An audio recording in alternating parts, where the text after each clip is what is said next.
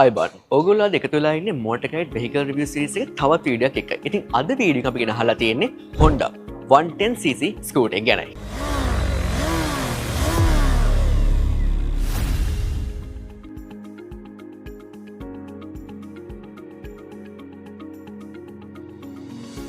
එක්දා සමසය 46 අවුරුද්දේ මගේ මේ පිටිපස්සේ ඉන්න සොෂිරෝ හොන්ඩා විසින් පටන් ගන්න මේ සමාගම අද වෙද්දී ලෝකේ පුරාම ජනප්‍රිය වෙලා තිනවා. ඉතින් හොන්ඩා සමාගම කියවම අලුතෙන් ඉන්ට්‍රොඩක්ෂන් එකක් දෙන්න ඕනේ නැහැ. ලෝකේ තියෙන ඇඩ්වාන්ස්ම ටෙක්නොලොජි එකකින් වාහන හදන සමාගමක් බවට හොන්ඩා සමාගම මේ විදිහට පත් වෙලා තිනවා. ඉතින් අද අපි මේ ගේන මේ ස්කූටර් එකත් හදන්නේ ඒ සමාගමෙන්මයි. ස්කූටර් එකේ ෆ්‍රන්ට් එක ගත්තොත් ඔයාලට පේන ඇති හරිම ඇග්‍රෙසිව් යූත්ෆුල් ලුක් එකක් එන විදිහට මේකේ ෆ්‍රන්ට් එක ඩිසයින් කරලා තිනවා. උඩින්ම ගත්තොත් මෙතන ඔයාලට බලා ගන්න පුළුවන් මේ විදිහට තියෙන පොසිෂනින් ලැම්ප් එක.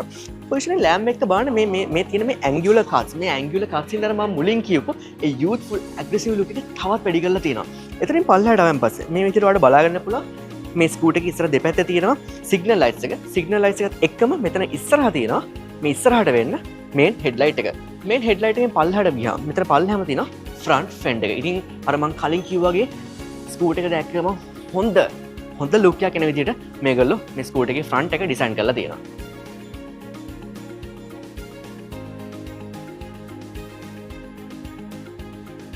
ෆ්‍රන්ට් ෆෙන්ඩර් එකේ දෙපැත්තේ ඔයාලට බලා ගන්න පුළුවන් මේ විදිහට රිෆ්ලෙක්ටර්ස් දෙකක්. මේ ස්කූටර් එකේ ඇලෝ වීල් ගත්තොත් එහෙම 12 inch ඇලෝ වීල් තමයි ඉස්සරහට පිටිපස්සට දෙකටම තියෙන්නේ. ෆ්‍රන්ට් සස්පෙන්ෂන් ගත්තොත් ටෙලස්කෝපික් සස්පෙන්ෂන් සිස්ටම් එකක්. Rear suspension unit swing suspension එකක් තමයි මේ ස්කූටර් එකට තියෙන්නේ. මේ ස්කූටර් එකේ බ්‍රේක් සෙටප් එක ගත්තොත් ෆ්‍රන්ට් බ්‍රේක් එකේ සහ රියර් බ්‍රේක් එකේ දෙකේම තියෙන්නේ ඩ්‍රම් බ්‍රේක් සිස්ටම් එකක්. අපි දැන් මේ ස්කූටර් එකේ ෆ්‍රන්ට් පැනල් එකේ තියෙන ඔප්ෂන්ස් ගැන කතා කරමු. ෆ්‍රන්ට් පැනල් එකේ වම් පැත්ත මෙතන බලා ගන්න පුළුවන් පාස් ස්විච් එක. මෙතනින් මට පාස් ස්විච් එක ඔන් ඔෆ් කරන්න පුළුවන්. මෙතන උඩින් මට හෙඩ් එක ඔන් ඔෆ් කරන්න පුළුවන්. එතනින් පල්ලෙහාට ගියම බලා ගන්න පුළුවන් signal light indicator. Signal light indicators වලින් පල්ලෙහා තියෙනවා මේ ස්කූටර් එකේ හෝන් එක. ස්කූටර් එකේ ෆ්‍රන්ට් පැනල් එකේ මැද්දේ මේ විදිහට වලට බලා ගන්න පුළුවන් මේ තියෙන ඩිජිටල් මීටර් එක. ඩිජිටල් මීටර් එකේ උඩින්ම පෙන්නනවා ඉකෝ මෝඩ් එක. ඒ වගේම තමයි ඔයාට ඔයා යන ස්පීඩ් එක, ඒ වගේම තව ෆියුල් ටැංක් එකේ කොච්චර ෆියුල් ඉතුරුලා තියෙනවද වගේම ෆියුල් එෆිෂියන්සි එක වගේ ගොඩක් දේවල් මේ ඉස්සරහා තියෙන ඩිජිටල් මීටර් එකෙන් බලා ගන්න පුළුවන්. ඒ වගේම මෙතන දෙපැත්තේ තියෙනවා සිග්නල් ලයිට් ඉන්ඩිකේටර්ස් දෙක. අපි ඊට පස්සේ මේ ෆ්‍රන්ට් පැනල් එකෙන් පොඩ්ඩක් දකුණු පැත්තට ගියාම ඔයාලට මෙතන බලා ගන්න පුළුවන් මේ දකුණු පැත්තේ තියෙනවා ස්ටාර්ට් කට් ඔෆ් බටන් එක. එතනින් පල්ලෙහාටම ඔයාලට බලා ගන්න පුළුවන් මේ තියෙන කී හෝල් එක. කී හෝල් එකත් එක්කම දකුණු පැත්තෙන් තියෙනවා ෆියුල් ඇන්ඩ් සීට් ඕපනර් එක. අපි මේ ඉස්සරහා ෆ්‍රන්ට් පැනල් එකේ වම් පැත්තට ගියාම ඔයාලට බලා ගන්න පුළුවන් මේ තියෙන ස්ටෝරේජ් කම්පාර්ට්මන්ට් එක. ඉතින් ඔයාලට මෙතන ඔයාගේ ෆෝන් එක එහෙම නැත්නම් ඩොකියුමන්ට් එකක් වගේ දෙයක් දාන්න පුළුවන්.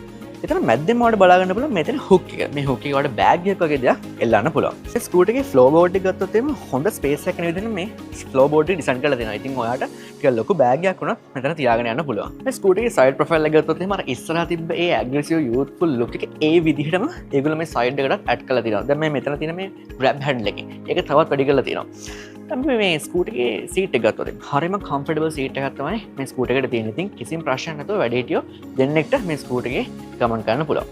මෙන්න මේ විදිහට අපිට මේ අන්ඩර් ස්ටෝරේජ් කම්පාර්ට්මන්ට් එක ඕපන් කරන්න පුළුවන්. ඕපන් කරාම මෙතන ඔයාලට බලා ගන්න පුළුවන් 18 ලීටර් අන්ඩර් ස්ටෝරේජ් කම්පාර්ට්මන්ට් එක. ඉතින් ඔයාලට ඔයාගේ ඩොකියුමන්ට්ස් එහෙම නැත්නම් තව බෑග් එකක් වගේ දෙයක් මෙතන ඔයාලට දාගෙන යන්න පුළුවන් කිසිම ප්‍රශ්නයක් නැතුව. මේ ස්කූටර් එකේ තියෙන ESP ටෙක්නොලොජි එහෙම නැත්නම් enhanced smart power ටෙක්නොලොජි එකකින් හින්දා මේ ස්කූටර් එකේ peak performance එකක්, exceptional fuel efficiency එකක් වගේම long lasting durability එකක් මේ ස්කූටර් එකට ලැබිලා තියෙනවා. මේ ස්කූටර් එකේ තියෙන ACG start එකෙන් හැම වෙලාවෙම හරිම quiet smooth start එකක් මේ ස්කූටර් එකට තියෙනවා.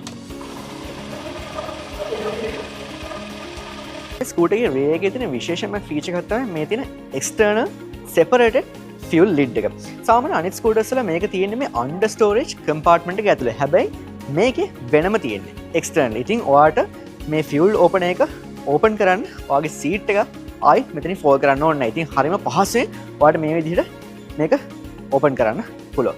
හරි අපි එතනින් පල්ලෙහාට ගියන් පස්සේ ඔයාලට බලා ගන්න පුළුවන් මේ තියෙන පිටිපස්සේ තියෙන brake lights සහ signal lights. බලන්න මේවල් තියෙන මේ angular cut එක. හරියම aggressive look එකක් එන විදිහට මේගොල්ලෝ design කරලා තියෙනවා. එතනින් පල්ලෙහාට ගියන් පස්සේ ඔයාලට බලා ගන්න පුළුවන් මේ තියෙන rear fend එක. එතන උඩ තියෙන Honda logo එක ගහපු sticker එක. ඒකත් එක්කම පල්ලෙහා තියෙනවා reflector එක. මේ ස්කූටර් එකේ තියෙන තවත් special feature එකක් තමයි මේ side stand එක මෙන්න මේ විදිහට එළියට ගත්තාම engine එක on කරලා තියෙනවා නම් ඒ වෙලාවෙම engine එක auto cut off වෙන එක. ඉතින් මේක special feature එකක්. මේ ස්කූටර් එකට තියෙන 110cc single cylinder air cool engine එක. මේ engine එකෙන් generate කරන 9.03 newton meter torque එකක්. ඒ වගේම තමයි මේ ස්කූටර් එකේ තියෙන තව එක ටෙක්නොලොජි එකක් විදිහට අපි හඳුන්වන්න පුළුවන් PGM-FI කියන ටෙක්නොලොජි එක. එහෙම නැත්නම් fuel inject සිස්ටම් එක. ඉතින් මේ සිස්ටම් එකේ හින්දා මේ ස්කූටර් එකේ fuel efficiency එක ගොඩක් හොඳ තැනක තියෙනවා. මේ ස්කූටර් එකේ dimensions ගත්තොත් length එක millimeter 1808යි, width එක millimeter 723යි. height එක ගත්තොත් height එක millimeter 1150ක් වෙනවා. wheel base එක millimeter 1260යි. ground clearance එක millimeter 160යි. seat height එක ගත්තොත් seat height එක වෙන්නේ millimeter 765ක්. ස්කූටර් එකේ තියෙන වාසි ගත්තොත් පළවෙනි වාසියට මම දකින්නේ low running cost එක. ඉතින් මම මුලදී කියවනේ මේ ස්කූටර් එකට හොඳ fuel efficiency එකක් තියෙනවා කියලා. ඉතින් ඒ හින්දා running cost එක ගොඩක් අඩුයි. දෙවෙනි වාසියට මම දකින්නේ Honda reliability එක. ඉතින් Honda කිව්වම අමුතුවෙන් කියන්න දෙයක් නැහැ. after service එක auto parts එහෙම හරියම පහසුවෙන් ඔයගලන්ට ගන්න පුළුවන්. තුන්වෙනි වාසියට මම දකින්නේ මේ ස්කූටර් එකේ තියෙන low seat height එක. ඉතින් first time user කෙනෙක්ට හරියම ලේසි මේ ස්කූටර් එක පාවිච්චි කරන්න පුළුවන්. ස්කූටර් එකේ අවාසි ගත්තොත් මම පළවෙනි එක විදිහට දකිනවා මේ ස්කූටර් එක ටිකක් city focus. ඉතින් long range වලට එච්චරම suitable නෑ. දෙවෙනි එක විදිහට මම දකිනවා මේ ස්කූටර් එකට Bluetooth technology එක integrate කරලා නෑ. ඒක තිබ්බනම් තවත් advance වෙන්න තිබ්බා. තුන්වෙනි එක විදිහට මම දකිනවා මේ ස්කූටර් එකට තියෙන්නේ drum brake system එකක්. disc brake system එකක් නෑ. ඉතින් disc brake system එකක් තිබ්බනම් safety අතින් තව මේක වැඩි වෙන්න තිබ්බා. හැබැයි මේගොල්ලෝ 2020 ඉන්ට්‍රොඩියුස් කරපු ස්කූටර් එකකට බලුවම මේක ගොඩක් ඇඩ්වාන්ස්. Motor Guide අපි මේ ස්කූටර් එකට රිවිව් එකක් දෙනවා. ඉතින් key features and design වලට මම 5න් 4ක් දෙනවා. console panel එක and electrical features සහ brake and safety වලට මම 5න් 4ක් දෙනවා.